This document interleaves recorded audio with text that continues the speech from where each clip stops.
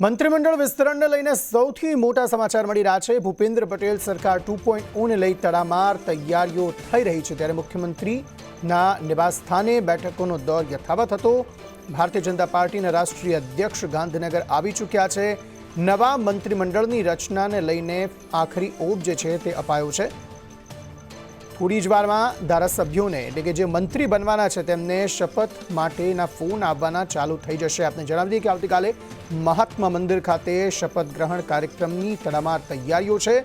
આવતીકાલે 11:30 કલાકે આ કાર્યક્રમ યોજાવાનો છે, જેમાં 21 થી 23 જેટલા મંત્રીઓ શપથ ગ્રહણ કરે તેવી પૂરેપૂરી શક્યતાઓ છે। જોકે અંતિમ આંકડો આવતીકાલે ચોક્કસપણે ખબર પડશે, પરંતુ હાલના સમયે થોડી જ વારમાં એ તમામ ધારાસભ્યો કે જેઓ મંત્રી બનવાના છે તેમને ફોન આવવાના શરૂ થઈ જશે।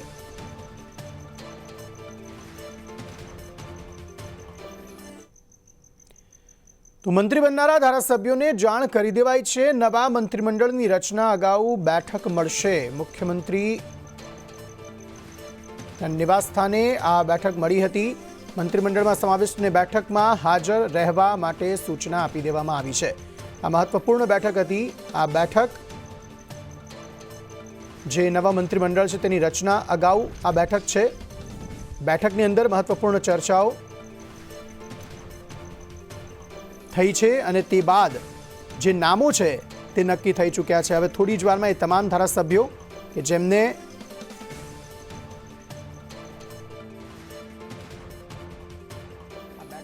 તે બેઠક પૂર્ણ ચોક્કસપણે થઈ છે અને તમામ જે ધારાસભ્યો છે કે જે મંત્રી પદના શપથ લેવાના છે તેમને થોડી જ વારમાં હવે ફોન જવાના પણ શરૂ થઈ જશે। મુખ્યમંત્રીને વાત કરતા તમામ મંત્રીઓ કે જેમણે રાજીનામા આપ્યા છે, આજે રાજ્યપાલને મુખ્યમંત્રી મળવાના હતા, પરંતુ કોઈ કારણસર તે નથી મળી શક્યા। આવતીકાલે તેઓ રાજ્યપાલને મળશે અને તમામ જે મંત્રીઓ છે તેમના રાજીનામા સોંપશે અને આવતીકાલે 11:30 વાગે નવા જે મંત્રી બનવાના છે તે તમામ મંત્રીઓ શપથ ગ્રહણ કરશે મહાત્મા મંદિર ખાતે।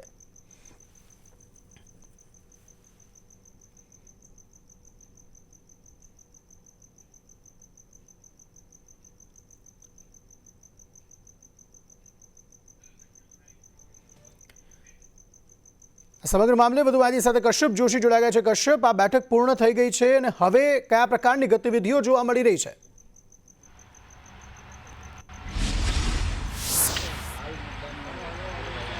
જેપી નડ્ડા સાથે જ મુખ્યમંત્રી ભૂપેન્દ્ર પટેલ, ભાજપના પ્રદેશ અધ્યક્ષ જગદીશ વિશ્વકર્મા, વિરત્નાકર સહિતના નેતાઓ છે તેની બેઠક પૂર્ણ થઈ ગઈ છે અને જેપી નડ્ડા રાજભવનથી રવાના થઈ ચૂક્યા છે। લગભગ 3 કલાક જેટલો સમય આ બેઠક અને ડિનર ડિપ્લોમેસી ચાલી હતી ને તેમાં તમામ રાજકીય પાસાને લઈ અને આ જે મુખ્ય નેતાઓ છે તેની વચ્ચે ચર્ચાઓનો દોર ચાલ્યો હતો। રાજભવન ખાતે રાજ્યપાલ પહોંચી ચૂક્યા છે, પરંતુ મુખ્યમંત્રી છે તેણે યાદી અત્યાર સુધી રાજ્યપાલને સોંપી નથી। આવતીકાલે સવારમાં આ યાદી સોંપવામાં આવશે। આ જે પ્રમાણે હાઈકમાન્ડનો જે આદેશ છે અને તેમની જે રાજકીય બાબતો છે તેને લઈ અને આ મુખ્ય નેતાઓ વચ્ચે બેઠક થઈ હતી અને લગભગ 3 કલાક આ મુદ્દે ચર્ચાઓ થઈ હતી ને હવે જે પ્રમાણે ભાજપમાં અત્યાર સુધીનો શિરસ્તો રહ્યો છે તે મુજબ આવતીકાલે જે કોઈ નેતાઓને મંત્રી તરીકે શપથ લેવાના છે ને તેને હવે ટેલિફોનિક જાણ કરવામાં આવે તેવી માહિતી અત્યારે સામે આવી રહી છે અને હવે તે કામગીરી કરવામાં આવશે। જે ગણતરીના જે ધારાસભ્યો છે તે તમામ ધારાસભ્યોને આ અંગે જાણકારી આપવામાં આવશે, ટેલિફોનિક જાણકારી આપવામાં આવશે।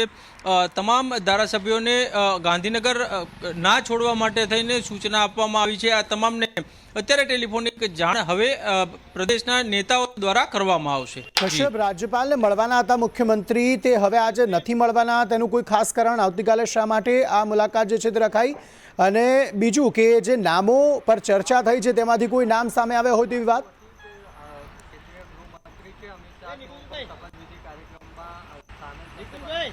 હજી સુધી કોઈને ટેલિફોનિક જાણ કરવામાં નથી આવી, પરંતુ જે પ્રમાણે અત્યાર સુધીની સ્થિતિ રહી છે કે જે જૂના મંત્રીઓ છે તેમાં જે સંભવિત ચહેરાઓ છે કે જેને રિપીટ કરવામાં આવી શકે છે તે લોકોને કદાચ અત્યારે જાણ કરી દેવામાં આવી હોય, પરંતુ એ સિવાય જે કોઈ નવા મંત્રીઓ શપથ લેનાર છે તે પૈકી કોઈને હજી ટેલિફોનિક જાણ કરવામાં નથી આવીને તે હવે જાણ કરવામાં આવશે। રાજ્યપાલ જે છે તે લગભગ 9 વાગ્યા આસપાસ તે રાજભવન ખાતે પહોંચ્યા હતા, જ્યારે જેપી નડ્ડા સહિતના નેતાઓની બેઠક જે છે તે 8 વાગે શરૂ થઈ ગઈ હતી અને તેના કારણે કદાચ રાજ્યપાલ સાથે મુલાકાત અત્યારે કરવામાં નથી આવી અને આવતીકાલે વહેલી સવારે જે કોઈ મંત્રીઓ દ્વારા રાજીનામા આપવામાં આવ્યા છે તે એક યાદી અને અન્ય એક યાદી કે જે નવા મંત્રીઓ જે છે તે શપથ લેનાર છે તે તમામ મંત્રીઓના નામની યાદી જે છે તે રાજ્યપાલને સોંપવામાં આવશે અને લગભગ 10 વાગ્યા આસપાસ રાજ્યપાલ અને સીએમની મુલાકાત થાય તેવી શક્યતાઓ અત્યારે જોવામાં આવી રહી છે અને આ પ્રક્રિયા પૂર્ણ કર્યા બાદ રાજ્યપાલ જે છે તે રાજભવનથી મહાત્મા મંદિર ખાતે જવા રવાના થશે અને 11:30 વાગે આ શપથવિધિ કાર્યક્રમ જે છે તે શરૂ થશે. કશ્યપ, કેવું સમીકરણ યોજાઈ શકે છે મંત્રીમંડળમાં? કોઈ જાતિવાદી સમીકરણ જોવામાં આવશે, અન્ય કોઈ સમીકરણ જોવામાં આવશે? કઈ રીતે આ મંત્રીમંડળ ગોઠવવામાં આવશે અને તેની સંખ્યા કેટલી હોઈ શકે છે?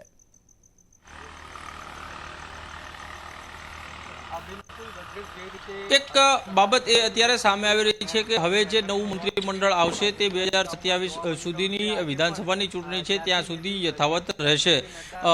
એ વિધાનસભાની ચૂંટણી હોય કે પછી એ પહેલાં આવનાર સ્થાનિક સ્વરાજ્યની સંસ્થાઓની ચૂંટણી હોય, તેમાં જાતિગત સમીકરણો સેટ કરવા બીજેપી માટે ખૂબ જરૂરી હતા.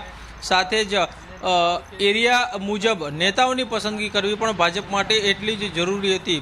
એટલે કે આદિવાસી સમાજ હોય કે પછી દલિત સમાજ હોય, લેવા પાટીદાર સમાજ હોય કે કડવા પાટીદાર સમાજ, આ તમામ સમાજમાંથી આવતા નેતાઓ છે તેને મંત્રીમંડળમાં પ્રતિનિધિત્વ સોંપવામાં આવશે અને કેટલાક નેતાઓ છે તેને દિવાળી બાદ પ્રદેશ ભાજપનું જે નવું સંગઠન બનશે ને તેમાં પણ સ્થાન આપવામાં આવશે. એટલે કે આ તમામ સમીકરણોને લક્ષમાં રાખી અને નવું મંત્રીમંડળ જે છે તેની યાદી લગભગ અત્યારે તૈયાર થઈ ચૂકી છે અને તે મુજબ જ આવતીકાલે નેતાઓ જે છે તે મંત્રી તરીકે શપથ લેશે.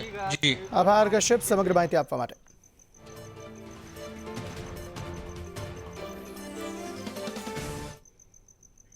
આ તરફ પાલનપુર નગરપાલિકામાં સાધારણ સભામાં હોબાળાના દ્રશ્યો જોવા મળ્યા. કોંગ્રેસના કોર્પોરેટર અબરાર શેખે અપશબ્દો બોલ્યા હોવાની માહિતી છે. પાલિકા પ્રમુખ અને ચીફ ઓફિસર સામે અપશબ્દો બોલવામાં આવ્યા હોવાના આરોપ લગાવાયા છે. વિવિધ ઠરાવની નકલ ફાડી અપશબ્દો બોલતા હોબાળો મચાવવામાં આવ્યો હતો. પાલિકા પ્રમુખ અને ચીફ ઓફિસર સામે જ અપશબ્દો બોલવામાં આવ્યા, જેને લઈને હોબાળો થયો હતો. પાલનપુર નગરપાલિકામાં સાધારણ સભા યોજાઈ. આ સાધારણ સભામાં હોબાળાના દ્રશ્યો જોવા મળ્યા. વિપક્ષ દ્વારા અપશબ્દો બોલવામાં આવતા આ હંગામો મચાવવામાં આવ્યો હતો.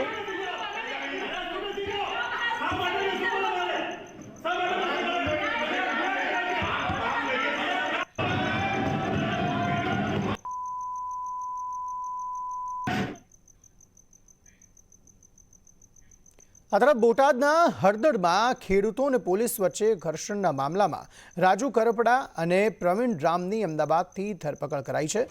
આરોપી રાજુ કરપડા, પ્રવીણ રામને બોટાદ લવાયા. કુલ 20 આરોપી ફરાર હતા, જેમાંથી 2ની ધરપકડ કરાઈ છે.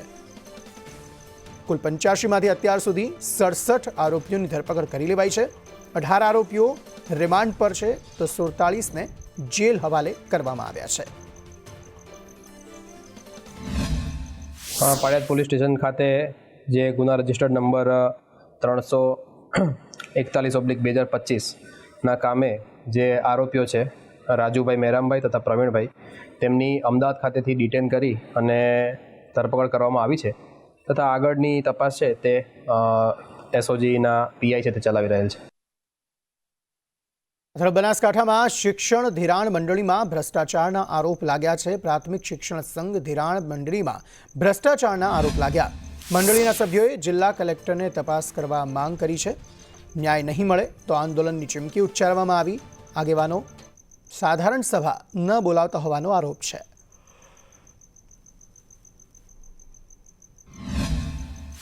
દસ વર્ષથી સાધારણ સભા થઈ નથી અને જે સભાસદો છે એમને પોતાના વાર્ષિક અહેવાલ પણ મળ્યા નથી અને જે મંડળીની ગિફ્ટ છે એમાં પણ મોટી સંખ્યામાં લોકોની રાવ છે કે એમાં પણ થોડુંક ભ્રષ્ટાચારની એમને ડાઉટ છે. એટલે એના કરતાં પણ બીજા ઘણા બધા પ્રશ્નો છે એને લઈ અને આજે મિટિંગનું આયોજન. એક હતું શાસન ચલાવી રહ્યા છે, ક્યારેય સભાસદોને હિસાબ આપતા નથી.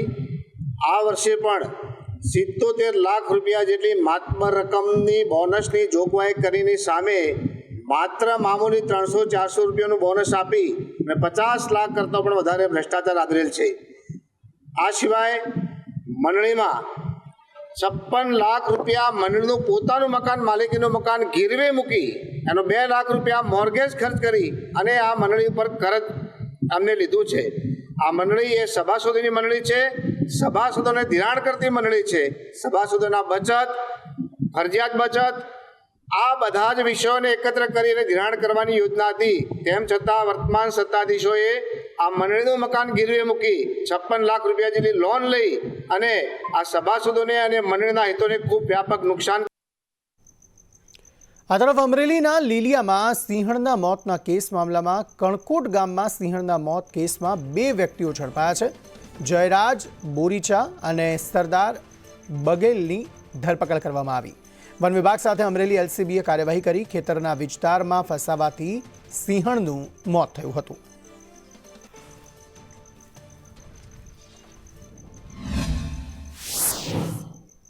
આંબા ગામના વતની જયરાજભાઈ હંકુભાઈ બોરીચા અને તેમનું ભાગુ રાખનાર જેનું નામ છે સરદાર કલિયા બધેલ, જે રહેવાસી મધ્યપ્રદેશના છે. આ બંને એકબીજાના મેળાપીપણામાં પોતાના ખેતરની ફરતે જીવંત વીજ શોક આપીને આ સિંહ મૃત્યુ કર્યું હોય તેવું પુરવાર થયું. મતલબ જે અમને આધાર પુરાવો મળ્યા છે એના આધારે સાબિત થતું હતું. વધુમાં આ બંને એકબીજાના સાથે મેળાપીપણું કરીને આના પુરાવો પણ નાશ કરવાનો પૂરતો પ્રયત્ન કર્યો હતો. તરફ રાજ્યમાં બેવડી ઋતુની અસર જોવા મળશે. સવારે અને રાત્રે ઠંડીનો અહેસાસ થઈ રહ્યો છે, જ્યારે બપોરે ગરમીનો અહેસાસ થઈ રહ્યો છે. રાજ્યના કેટલાક ભાગોમાં વરસાદની પણ આગાહી કરવામાં આવી છે. દક્ષિણ ગુજરાતમાં અલગ અલગ જગ્યાએ વરસાદની આગાહી કરાઈ છે. તાપી, નવસારી, ડાંગ અને વલસાડમાં વરસાદની આગાહી કરાઈ છે. દમણ અને દાદરાનગર હવેલીમાં પણ વરસાદની આગાહી કરાઈ છે. આ ઉપરાંત અમદાવાદમાં મહત્તમ તાપમાન 35 ડિગ્રી રહેશે.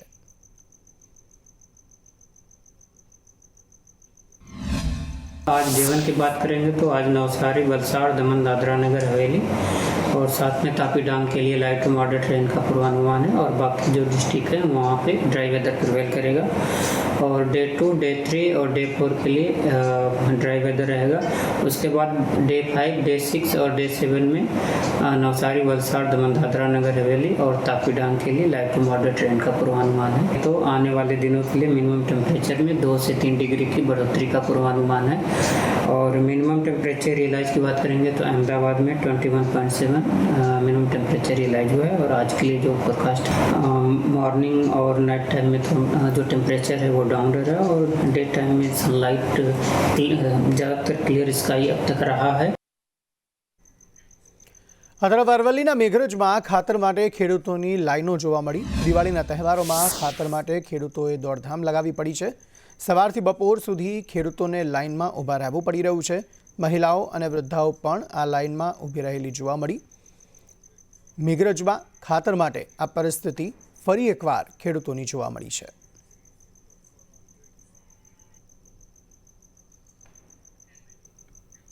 તો દિવાળીના તહેવારને લઈ એએમસીની તૈયારીઓ જોવા મળી રહી છે. 12 આરોગ્ય કેન્દ્રમાં ઇમરજન્સી વોર્ડ શરૂ કરવામાં આવ્યા છે. દાજવા, ઈજા, એલર્જી, શરદી, ખાંસી માટે આ વોર્ડ તૈયાર કરાયો છે. શ્વાસની તકલીફ જેવી બીમારી માટે પણ વોર્ડ શરૂ થયા છે. 6 હોસ્પિટલમાં ડોક્ટર્સને પણ જવાબદારી અપાઈ છે. 24 કલાક ઇમરજન્સીમાં હાજર રહેવા સૂચના આપવામાં આવી છે. દિવાળીના તહેવાર દરમિયાન ત્યારે ફટાકડા ફોડવાને કારણે કેટલીક વાર ઇન્જરી થતી હોય છે, બંધ પણ થતા હોય છે. અમદાવાદ મહાનગરપાલિકાની તમામ હોસ્પિટલો છે, એલટી હોસ્પિટલ, શારદાબેન હોસ્પિટલ, નગરી હોસ્પિટલ અને આપણે વાત કરીએ એસટીપી હોસ્પિટલ અને વીએસ, આ તમામ જગ્યાએ બંધ રૂમની વ્યવસ્થા કરવામાં આવી છે. તે માટે દવાનો જથ્થો, તેના સ્પેશિયલાઇઝ ડૉક્ટરો એ 24 કલાક એરાઉન્ડ ધ ક્લોક સતત મોનિટરિંગ કરતા રહેશે. ગિરનારની પવિત્ર લીલી પરિક્રમાના આયોજનને લઈ વહીવટી તંત્રએ સાધુ સંતો અને સંસ્થાના આગેવાનોની ઉપસ્થિતિમાં એક બેઠકનું આયોજન કર્યું છે. આગામી 2 નવેમ્બરથી 5 નવેમ્બર દરમિયાન યોજનારી આ 4 દિવસ પરિક્રમામાં શ્રદ્ધાળુઓને પૂરતી સુખ સુવિધા અને સુરક્ષા મળી રહે તે માટે તમામ તૈયારીઓને લઈ અલગ અલગ સૂચનો આપવામાં આવ્યા હતા. પરિક્રમાના સંદર્ભે કલેક્ટર સાહેબના અધ્યક્ષસ્થાને એક મીટિંગનું આયોજન હતું, જેની અંદર ગિરનાર મંડળના સર્વે સંતોની ઉપસ્થિતિ અને સર્વે પોલીસ ડિપાર્ટમેન્ટ, વન વિભાગ, મહાનગરપાલિકા, કલેક્ટર ડિપાર્ટમેન્ટ બધા અધિકારીઓની ઉપસ્થિતિની અંદર જે આવાવાળી પબ્લિક જે છે, જે પરિક્રમા રૂટ ઉપર જે પબ્લિક છે એને વધારેમાં વધારે સુવિધા કેમ મળે એના માટે આજે કલેક્ટરશ્રી સાથે અમારી વાતચીત થઈ છે. આ પરિક્રમા છે એ આગામી 2 નવેમ્બરથી 5 નવેમ્બર સુધી યોજાવાની છે અને એના આયોજન માટે વિવિધ વિભાગો સાથે બેઠકો પણ થઈ ગઈ છે. અત્યારે ખાસ તો વન વિભાગ જે છે અંદરના જે રસ્તાઓ છે એનું રિપેરિંગ એ બધું કામ અત્યારે કરી રહી છે. સાથે સાથે પોલીસ વિભાગ તરફથી પણ જરૂરી બંદોબસ્ત માટેની વ્યવસ્થા થઈ છે. ઉપરાંત હેલ્થ જે વિભાગ છે એના મારફતે પૂરતા પ્રમાણમાં ડૉક્ટર, દવાઓ, એમ્બ્યુલન્સ એની વ્યવસ્થા કરવામાં આવે છે. પંચમહાલના હાલોલમાં સ્ક્રેપના ગોડાઉનમાં આગ લાગવાનો બનાવ બન્યો. એમજી મોટરના સ્ક્રેપના ગોડાઉનમાં આગ લાગી છે. આગ બેકાબુ બનતા ફાયર બ્રિગેડ ઘટના સ્થળે પહોંચી હતી. ફાયર બ્રિગેડે આગ બુઝાવવાના પ્રયાસો હાથ ધર્યા હતા.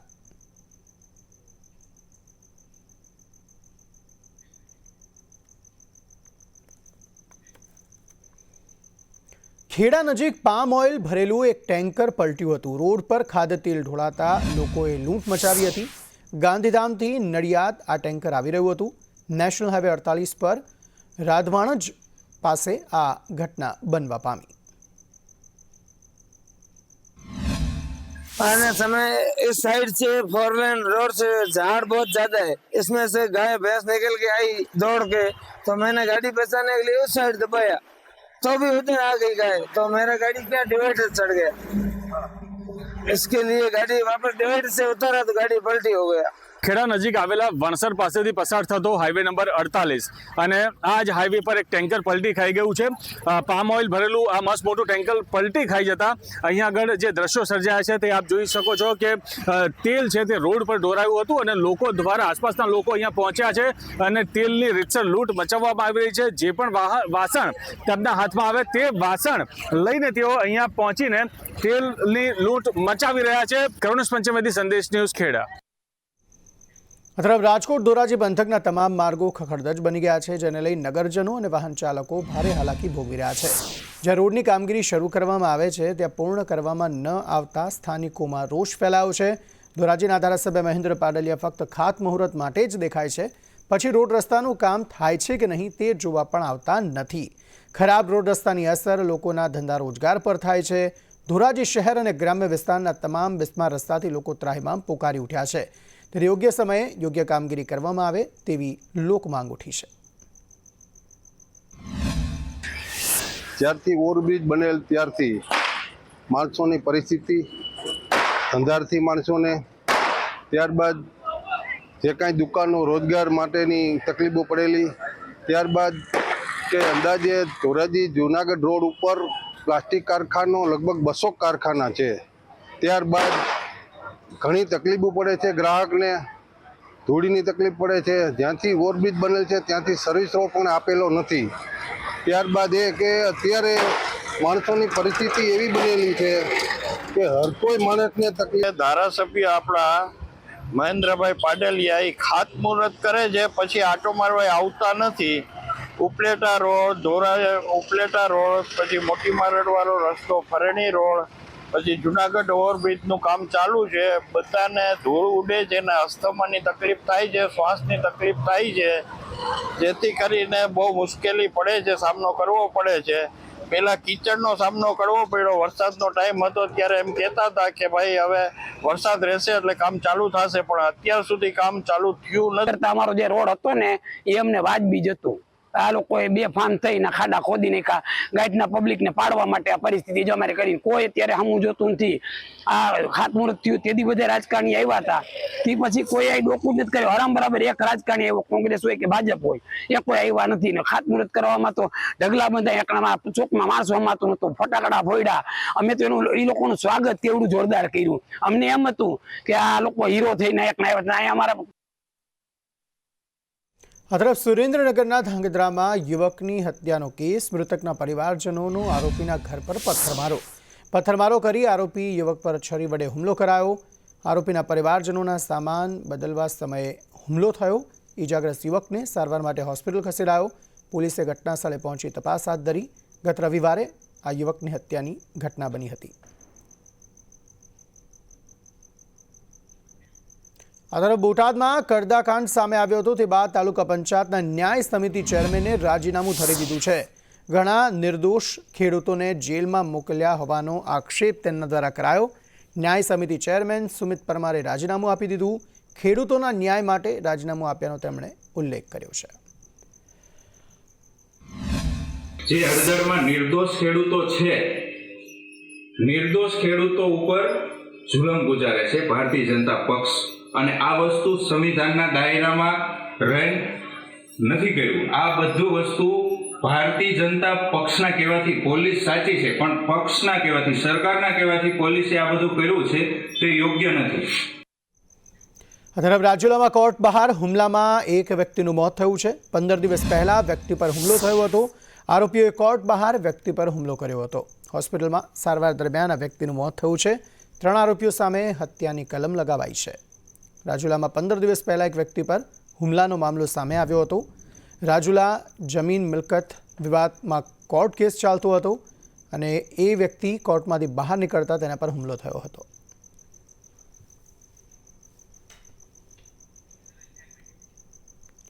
તરફ તહેવારને લઈ 108 ઇમરજન્સી સેવાએ એક્શન પ્લાન તૈયાર કર્યો છે. દિવાળી પર 108 ઇમરજન્સી સેવા માટે સ્ટાફ સ્ટેન્ડ બાય રહેશે.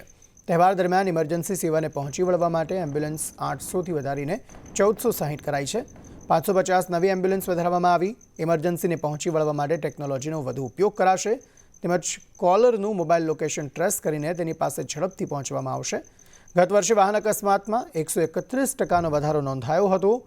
અકસ્માતની ઘટના નિવારવા માટે લોકોને રોડ સેફટી અને ટ્રાફિકના નિયમોનું પાલન કરવા અપીલ કરાઈ છે. તો એની અંદર દિવાળીના દિવસે લગભગ 7.7% જેટલો વધારો, પડતર દિવસના દિવસે પણ લગભગ 8% જેટલો વધારો, ન્યૂ યરના દિવસે લગભગ 18.24%નો વધારો અને ભાઈબીજના દિવસે 12%નો વધારો થઈ અને 4850 રહેતી ઇમરજન્સીઝ અને ન્યૂ યરના દિવસે 5708 અને ભાઈબીજના દિવસે લગભગ 5400 જેટલી ઇમરજન્સીઝ રહેવા પામશે. રાજ્યના ડીજીપી વિકાસ સહાયની અધ્યક્ષતામાં સુરેન્દ્રનગરમાં ક્રાઇમ કોન્ફરન્સનું આયોજન કરાયું હતું. રાજ્યમાં બનતા ગુનાઓ, સાયબર ફરિયાદ, તેરા તુચકો અર્પણ, વ્યાજખોર, ખંડણીખોર સહિતના મુદ્દાઓ પર ચર્ચા કરાઈ હતી. ત્યારે સપ્ટેમ્બર મહિનામાં કુલ 461 નાસ્તા ફરતા આરોપીની ધરપકડ કરાઈ છે. જ્યારે 261 આરોપીઓ છેલ્લા 1 વર્ષથી ફરાર હતા તેમને પણ દબોચી લેવાયા છે.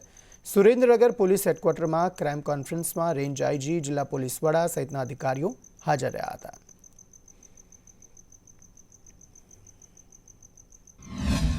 શરીર સંબંધી ગુનાઓને અટકાવવા માટે એક પ્રોજેક્ટ આપણે ચાલુ કર્યું જેનું નામ છે શસ્ત્ર, શરીર સંબંધી ત્રાસ અટકાવવા અભિયાન.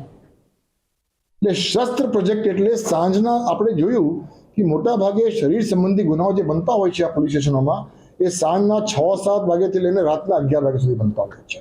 એટલે આ સમય દરમિયાન મેક્સિમમ પોલીસ પ્રેઝન્સ રોડ ઉપર હોય, મેક્સિમમ પ્રોહિબિશન રેડ તે વખતે હોય, મેક્સિમમ અરજી તપાસ તે વખતે હોય, વાહન ચેકિંગ હોય, જુગારના અડ્ડાઓ પર રેડ હોય, એ તમામ પ્રકારની જે કાર્યવાહી છે એ સાંજના 6 થી 12ની વચ્ચે જ થાય. અસામાજિક તત્વોને આઈડેન્ટિફાઈ કરવા, એમને ચેક કરવા, એ તમામ કામગીરી આ 6 કલાક દરમિયાન જ કરવામાં આવે છે. મેક્સિમમ પોલીસ પ્રેઝન્સ, નાકાબંધી, વેહિકલ ચેકિંગ, એને આપણે કહીએ છીએ શસ્ત્ર પ્રોજેક્ટ. તરફ રાજકોટ ધોરાજી પંથકના તમામ માર્ગો ખખડધજ બની ગયા છે, જેને લઈ નગરજનો અને વાહન ચાલકો ભારે હાલાકી ભોગવી રહ્યા છે.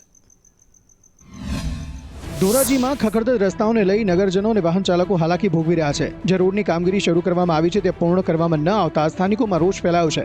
સ્થાનિકોનો આક્ષેપ છે કે ધોરાજીના ધારાસભ્ય મહેન્દ્ર પાડલિયા ફક્ત ખાતમુહૂર્ત માટે જ દેખાય છે, પછી રોડ રસ્તાનું કામ થાય છે કે નહીં તે પણ જોવા નથી આવતા. ખરાબ રોડ રસ્તાની અસર લોકોના ધંધા રોજગાર પર થાય છે. ધારાસભ્ય આપણા મહેન્દ્રભાઈ પાડલિયા ખાતમુહૂર્ત કરે છે, પછી આટો મારવા આવતા નથી. ઉપલેટા રોડ, ઉપલેટા રોડ, પછી મોટી મારડવાળો રસ્તો, ફરેણી રોડ, પછી જુનાગઢ ઓવરબ્રિજનું કામ ચાલુ છે. બધાને ધૂળ ઉડે છે ને અસ્થમાની તકલીફ થાય છે, શ્વાસની તકલીફ થાય છે, જેથી કરીને બહુ મુશ્કેલી પડે છે, સામનો કરવો પડે છે. પહેલા કીચડનો સામનો કરવો પડ્યો. વરસાદનો ટાઈમ હતો ત્યારે એમ કહેતા હતા કે ભાઈ હવે વરસાદ રહેશે એટલે કામ ચાલુ થશે, પણ અત્યાર સુધી કામ ચાલુ થયું નથી. અમારો જે રોડ હતો ને એ અમને વાજબી જ હતું. આ લોકોએ બેફામ થઈને ખાડા ખોદી નાખ્યા, ગાઈડના પબ્લિકને પાડવા માટે આ પરિસ્થિતિ જો અમારે કરી. કોઈ અત્યારે હમું જોતું નથી. આ ખાતમુહૂર્ત થયું તેથી બધા રાજકારણી આવ્યા હતા, તે પછી કોઈ આ ડોકું નથી કર્યું. હરામ બરાબર એક રાજકારણી આવ્યો, કોંગ્રેસ હોય કે ભાજપ હોય, એ કોઈ આવ્યા નથી. ને ખાતમુહૂર્ત કરવામાં તો ઢગલા બધા એકડામાં ચોકમાં માણસો હમાતું નતું, ફટાકડા ફોડ્યા. અમે તો એનું એ લોકોનું સ્વાગત કેવડું જોરદાર કર્યું. ત્યારે યોગ્ય સમયે યોગ્ય કામગીરી કરવામાં આવે તેવી લોક માંગ ઉઠી છે. ખેડૂતોની અલગ અલગ માંગણીઓ પર આમરણ ઉપવાસ કરે તે પહેલા જ આપ નેતાઓની અટકાયત કરાઈ. બોટાદના હળદળમાં ઘર્ષણ સમયે પથ્થરમારો થયો અને પોલીસની ગાડીઓને પણ નુકસાન પહોંચાડવામાં આવ્યું હતું. હળદળ ઘર્ષણ દરમિયાન ખેડૂતોને ભડકાવવાના આરોપસર આપ નેતાઓ રાજુ કરપડા અને પ્રવીણ રામ સામે પોલીસ ફરિયાદ દાખલ કરવામાં આવી હતી. ખેડૂતો અને પોલીસ વચ્ચે થયેલા હિંસક ઘર્ષણ બાદ આમ આદમી પાર્ટીના નેતાઓ રાજુ કરપડા અને પ્રવીણ રામ અમદાવાદ કાર્યાલય ખાતે ખેડૂતોને ન્યાય અપાવવાની માંગ સાથે આમરણ ઉપવાસ પર બેસવાના હતા. જોકે તે પહેલા જ પોલીસનો ચુસ્ત બંદોબસ્ત ગોઠવાયો હતો અને આ બંને નેતા ઉપવાસ શરૂ કરે એ પહેલા જ તેમની ધરપકડ કરાઈ હતી.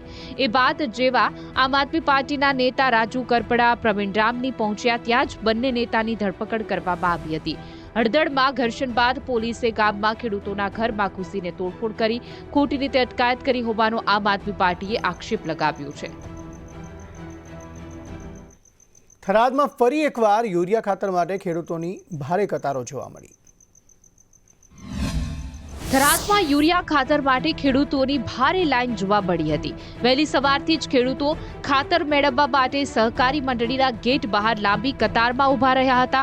અંદાજે 150થી પણ વધુ ખેડૂતો લાઈનમાં ઊભા રહી ખાતર મેળવવાની રાહ જોઈ રહ્યા હતા. દરમિયાન લાંબા સમયથી લાઈનમાં ઊભા રહેલા એક ખેડૂતને ચક્કર આવતા ભારે ઉહાપો થયો હતો. ખેડૂતોનો આક્ષેપ છે કે દર 5 દિવસે જ ખાતરની ગાડી આવે છે, જેના કારણે બધા ખેડૂતોને સમયસર ખાતર મળતું નથી.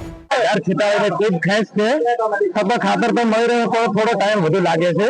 2 થી 5 દાડા ગાડી આવે છે, ખેડૂતોને ટ્રાફિક થાય છે અને થોડો જલ્દી આવે તો ખેડૂતો માટે સારું રહે. એક ભાઈને અમારે હમણાં વહેલા આવ્યા હતા, એમને ચક્કર આવી ગયા પાણીની સમસ્યાની તકલીફથી અને ખાતર મળતો નથી, લાઈન લાવી. થોડીક સરકાર આ માટે ધ્યાન દોરે તો ખૂબ સારું કહેવાય. ખેતીના મહત્વના તબક્કે ખાતરની અછતથી ખેડૂતોમાં નારાજગી અને નિરાશા વ્યાપી ગઈ છે. ભાણવડ મામલતદાર કચેરી ખાતે કિસાન કોંગ્રેસ અને ખેડૂતોએ આવેદન આપ્યું હતું. ટેકાના ભાવે મગફળીની ખરીદીની તેમની માંગ છે. ભાણવડ મામલતદાર કચેરીએ ખેડૂતો દ્વારા આજે અનોખી રીતે રજૂઆત કરવામાં આવી. ખેડૂતો હાથમાં સાંકળ બાંધીને કચેરીએ પહોંચ્યા હતા અને સરકાર સામે પોતાની નારાજગી વ્યક્ત કરી હતી. તેમણે ટેકાના ભાવે 300 મણ મગફળીની ખરીદી શરૂ કરવાની માંગણી કરી છે. ખેડૂતોનો આક્ષેપ છે કે હાલના બજાર ભાવે તેમને યોગ્ય વળતર મળતું નથી. કિસાન કોંગ્રેસ અને સ્થાનિક ખેડૂતોએ મળીને મામલતદારને આવેદનપત્ર આપ્યું. આવેદનમાં સરકારને વિનંતી કરવામાં આવી છે કે તરત ટેકાના ભાવે ખરીદી શરૂ કરવામાં આવે. મારો સવાલ એ છે કે આ કેન્દ્રમાં મામા અને ગાંધીનગરમાં માં સાથે બેસી અને ગુજરાતના જે પોતાના દીકરા સમાન ખેડૂતો છે, આ ખેડૂતોને અન્યાય કેમ કરે છે? જો કેન્દ્રમાં અને કેન્દ્ર સરકાર પંજાબ અને હરિયાણામાં 96% ખરીદી કરતી હોય તો ગુજરાતમાં માત્ર 25% ટેકાના ભાવે ખરીદી શા માટે? આ સૌથી મોટો સવાલ છે. ખેડૂતોનું કહેવું છે કે મગફળીનું ઉત્પાદન ખર્ચ વધુ છે, જ્યારે ભાવ ઓછો મળતો હોવાથી ભારે નુકસાન થાય છે. જો માંગ સ્વીકારવામાં નહીં આવે તો તેઓ વધુ ઉગ્ર આંદોલન કરશે એવી ચેતવણી પણ આપવામાં આવી છે. ભારત માટે કોમનવેલ્થ ગેમ્સ 2030ની યજમાનીનો માર્ગ હવે મોકળો બન્યો છે. કોમનવેલ્થ સ્પોર્ટ્સનું એક્ઝિક્યુટિવ બોર્ડ કોમનવેલ્થ ગેમ્સ 2030 માટે અમદાવાદના નામની ભલામણ કરવા જઈ રહ્યું છે, જે બાદ અમદાવાદનું નામ તમામ સભ્ય દેશો સમક્ષ પ્રસ્તાવિત કરવામાં આવશે. અંતિમ નિર્ણય 26 નવેમ્બર 2025ના રોજ ગ્લાસ્કોમાં યોજાનાર કોમનવેલ્થ સ્પોર્ટ્સ જનરલ એસેમ્બલીમાં લેવામાં આવશે. આ ગેમ્સ કોમનવેલ્થ ગેમ્સની 24મી આવૃત્તિ અને 100મી વર્ષગાંઠ તરીકે યાદગાર બનશે. 2010માં દિલ્હી બાદ મંજૂરી મળે તો અમદાવાદ ભારતનું બીજું શહેર બનશે જે આ પ્રતિષ્ઠિત ઇવેન્ટનું યજમાન બનશે. નાઇજીરિયાની રાજધાની અબુજાને પાછળ રાખીને અમદાવાદે આ રેસમાં મેદાન માર્યું છે. આ પ્રસંગે કેન્દ્રીય ગૃહમંત્રી અમિત શાહે સોશિયલ મીડિયામાં અભિનંદન પાઠવતા જણાવ્યું કે ભારતના દરેક નાગરિક માટે આ ગૌરવની ક્ષણ છે. મુખ્યમંત્રી ભૂપેન્દ્ર પટેલે પણ આ નિર્ણયને ભારત અને ગુજરાત માટે ગૌરવપૂર્ણ ગણાવ્યો, જ્યારે ગૃહ રાજ્યમંત્રી હર્ષ સંઘવીએ ગુજરાત માટે આ ક્ષણને ગૌરવપૂર્ણ ગણાવી છે.